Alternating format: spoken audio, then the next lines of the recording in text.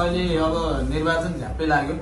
त्यसमा पनि अब समानुपातिकको बन्द सूची गइसकेपछि दलहरूको ध्रुवीकरणले एक खालको माहौल बनाएको थियो। समानुपातिक सूचीले थप अब चुनाव अगाडि बढ्यो भन्ने भयो र त्यही खालको तल्लो तहसम्म पनि एक खालको तरङ्ग पनि छ। तर समानुपातिक सूची अलि बढी विवादित बन्यो।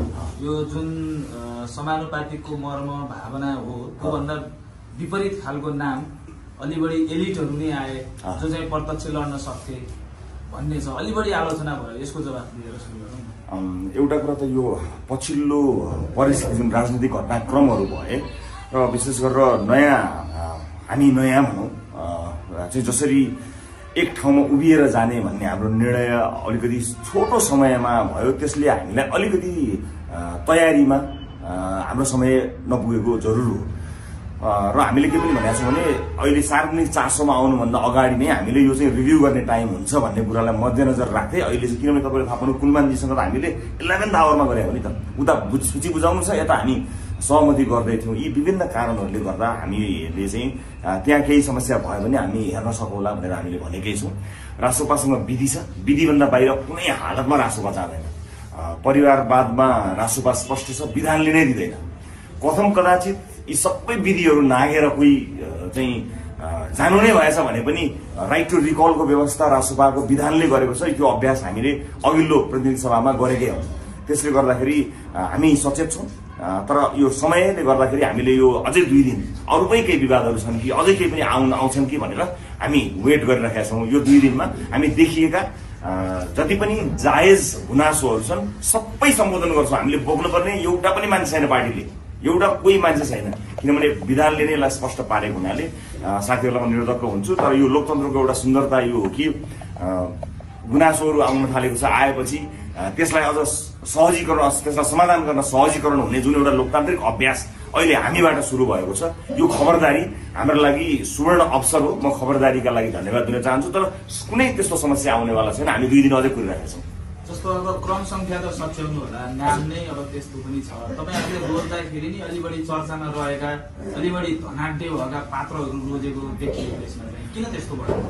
एउटा कुरा त के छ भने नेपाल राजनीतिक रूपमा जुन अवस्थामा गुज्रिएको छ त्यसका कारणले समाजका सबै तह तबका वर्ग पेसा व्यवसायमा भएका मान्छेहरूको राजनीतिमा अत्यन्त धेरै रुचि भएको राष्ट्र हो। किनभने जुन किसिमको राजनीति हाम्रो देशमा चल्यो त्यसले राजनीति नगर्ने मान्छेलाई पनि जुर्मुराएको हो। अन्य देशमा चाहिँ के हुन्छ भने विभिन्न पेसा व्यवसायका विशेष गरी विभिन्न सामाजिक रूपमा अन्य पेसा व्यवसायबाट प्रतिष्ठा कमाएका साथीहरूको पनि आगमन नहुने त होइन। हामी कहाँ किन बढी छ भने हामी कहाँ राजनीति असाध्यै धेरै दूषित भयो। परिणाम हामीले देख्यौँ। जेनजी आन्दोलन यहाँले देखिहाल्नुभयो। त्यसैले गर्दा राजनीतिक रूपमा सचेत साथीहरू कोही कलाकार हुनुहुन्थ्यो होला, कोही मोडल हुनुहुन्थ्यो होला, कोही पर्वतारोही हुनुहुन्छ होला, कोही खेलाडी हुनुहुन्छ होला, कोही पत्रकार हुनुहुन्छ होला।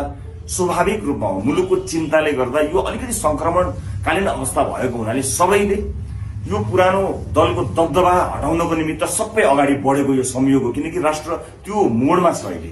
त्यसकारणले यसलाई अन्यथा रूपमा लिनु हुँदैन र भएका नामहरू राजनीतिक रूपमा सचेत नामहरू हो। तपाईँ प्रकाश सपुतको चाहिँ राजनीतिक चेतनालाई चुनौती दिन सक्नुहुन्छ?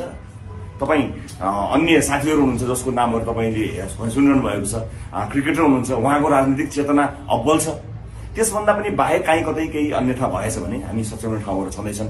र व्यापार व्यवसाय क्षेत्रका 4 जना जति साथीहरू हुनुहुन्छ उहाँहरू पनि यदि कुनै पनि किसिमको संविधानले नदिएको र अथवा गैर कानुनी किसिमका क्रियाकलापहरू अथवा कुनै आपराधिक क्रियाकलाप त्यस्ता किसिमका केही गतिविधि पृष्ठभूमि भए त जो भए पनि फरक पर्दैन। तर त्यस्तो केही रहेछ भने त फेरि विधान विधि पनि छ। कहीँ पनि त्यस्तो अन्य ठाउँमा पनि छ। तर चर्चित अनुहारमा चाहिँ बढी ध्यान गयो हाम्रो। तपाईँ नाम लिनु भने 10 जना हुनुहुन्छ होला। 110 मा 10 जना चाहिँ चर्चित अनुहार देखियो होला। 10 जना नै राष्ट्रपाको मान्छेहरू हुन् भनिदिन अलिकति भएन। स्वाभाविक रूपमा सार्वजनिक चासोमा आएका मान्छेहरूलाई हेर्दाखेरि बढी त्यसले समाचार बन्ने भयो, त्यसले ध्यान आकर्षण खिच्ने भयो। तर तपाईँ हेर्नुहोस् न विभिन्न पिछडिएका क्षेत्रका साथीहरू आउनुभएको हेर्नुहोस्, तपाईँ मधेसको हेर्नुहोस्, तपाईँ सबै हिमाल पहाड मधेस सबैतिरका तपाईँ हेर्नुहोस् सबैको उपस्थिति छ। खालि चर्चित मान्छेहरूमा ध्यान तपाईँ हाम्रो गएको हो। उहाँहरू सार्वजनिक चासोको विषय हुनुभएको हो। जुम्लाको साथीको तपाईँले चर्चा गर्नु भएन किनकि तपाईँले यस अगाडि देख्नु भएको होइन, चिन्नु भएको होइन। त्यसले गर्दा 8-10 जना साथीहरू चर्चित भएका हुन्। मोरङ र चितवनमै यति धेरै समानुपातिक उम्मेदवार किन भयो? त्यो तपाईँले समाचार पढ्नुभयो। 21 जना छन् तपाईँहरू। छ छैनन्, 4 जना छन्। 4 कि 6 जना छन्। तपाईको लिस्टमा हेर्दाखेरि छैन। होइन, हामीले हेर्यो कसैको चाहिँ पहिला नाम लेखिएको हुनाले उहाँहरूले जस्तो पठाउनु भयो त्यही हेरिएको हुनसक्छ। मैले चेक गरेँ, त्यस्तो छैन। 4 देखि 6 जना छन्। प्राइमरी इलेक्सनलाई चाहिँ त्यत्रो धेरै हल्ला गरेर फेरि प्राइमरी इलेक्सनबाट निर्वाचित भएका मान्छेहरूलाई किन पछाडि राखिनु हो भन्ने आरोप चाहिँ एकदमै धेरै गुनासो पनि प्रश्न पनि छ। प्राइमेरी इलेक्सनको विधिलाई तपाईँहरूले हेर्न जरुरी हुन्छ। भोटिङको वेटेज नै सम्पूर्ण वेटेज होइन। राजनीतिमा भोट मात्र कमाएर मान्नुहोस् न, तपाईँले चाहिँ सबै मान्छे आफ्नो सदस्य बनाएर भोटै हालिदिनु भयो भने त तपाईँ स्वतः निर्वाचित हुनुभयो नि त।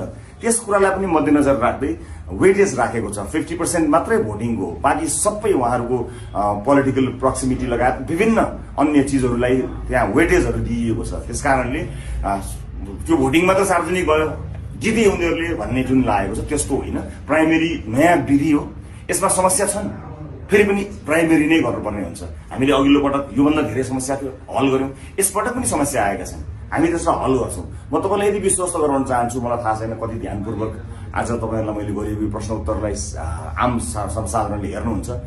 विधिभन्दा बाहिर गएर बोक्नुपर्ने एउटा पनि मान्छे रासोपासँग छैन। नयाँ सँगै आउनुभएका साथीहरू अब रासोपा हो। हिजो उहाँहरू कहाँ हुनुहुन्थ्यो, के गर्नुहुन्थ्यो त्यो बेग्लै कुरा हो। रासोपाले विधिलाई नै प्राथमिकता दिन्छ। विधिमा समस्याहरू छैनन् म भन्दिनँ, छन्। त्यसलाई समाधान गर्छौं, त्यसलाई मिनिमाइज गर्छौं। 100% म ग्यारेन्टी गर्दिनँ, तर बढीभन्दा बढी यसलाई सच्याउने कुरामा हामी छौं। यो सचिन्छ, किनभने सचिने समय नै बाँकी छ। जुन समस्या अहिले आम चासोमा सार्वजनिक भएर आइरहेको छ नि, त्योभन्दा ठूलो समस्या त हामीले देखेका छौं। मैले पार्टीका रूपमा के पनि भनेको छु साथीभाइहरूलाई, कतिपय साथीहरूले विथड्र गर्नुपर्छ है, प्रत्यक्ष लड्न जानुपर्छ भनेर पनि मैले भनेको छु। निर्देशन दिने तहमा पुग्यो भने पनि म निर्देशन दिन्छु, त्यसमा कुनै चिन्ता गर्नु पर्दैन। हामी अलिकति यो नयाँ अभ्यासमा गएको हुनाले हो। अर्को कुरा, जुन सार्वजनिक चासो, जुन आम चाहिँ गुनासो आयो नि, हामीले खोजेकै यही त हो नि। लोकतन्त्र मजबुत हुने नै यही हो नि। अघिल्ला राजनीतिक दलहरूभित्र भएका समानुपातिका एक मान्छेलाई केलाएर अहिले जसरी प्रश्न गरिएको थियो, हामीले हिजोदेखि त्यो प्रश्न गर्न सकेको भए, त्यति खबरदारी गर्न सकेको भए, हामीलाई जसै गरे खबरदारी गर्न सकेको भए लोकतन्त्र यति ठूलो मजाकको विषय बन्ने थिएन। र आज तपाईँहरूले जतिखेर देश संक्रमणकालीन अवस्थामा पुग्छ, राजनीतिकै रूपमा चाहिँ देशलाई एउटा त्राण दिन्छु र देशलाई चाहिँ निकास दिन्छु भनेका मान्छेले काम नगरेपछि सबै आउनुपर्छ, किनकि यो बेला नै यस्तै बेला हो। त्यसकारणले गर्दा खबरदारी यो निरन्तर रहनुपर्छ। यो हाम्रो लागि अत्यन्तै सुध्रिने अवसर हो।